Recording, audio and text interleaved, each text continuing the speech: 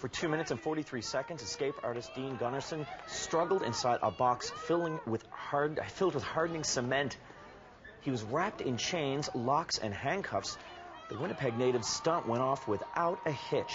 He joins us to explain why. Dean, good morning. Good morning. I understand the cement left a little bit of a mark on you. Is that true? Oh yes.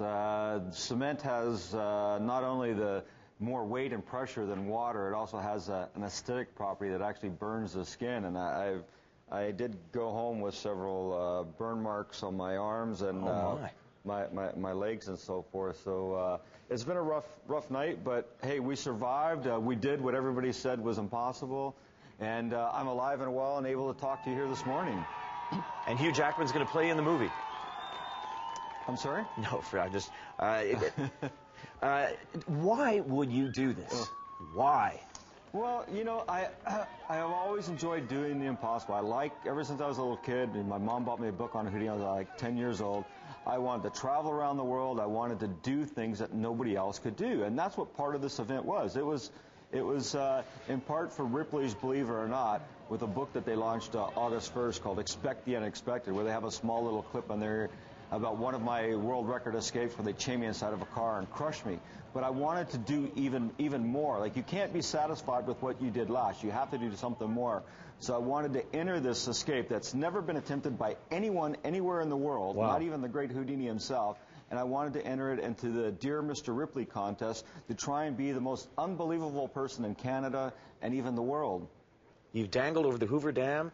You've been thrown out of an airplane.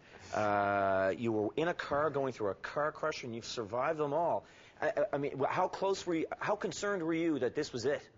How concerned were you that you could die doing one of these stunts? Yes, and you know, I have come close many times. In fact, I actually did die in one escape. It was a Halloween tribute back in 1983. They chained me up, put me in a coffin, nailed on the lid, wrapped it in chains, and then they threw it into the icy Red River here in Winnipeg. I was underwater for nearly 4 minutes. I didn't escape.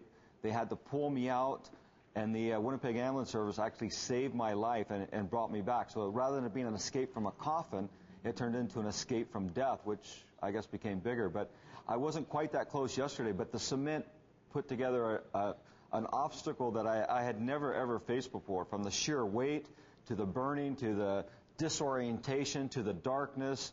It was pushing the life out of me just with the weight, and it did take me a lot longer than what I had originally planned. Well, I don't know what's next for you, but be well, brother.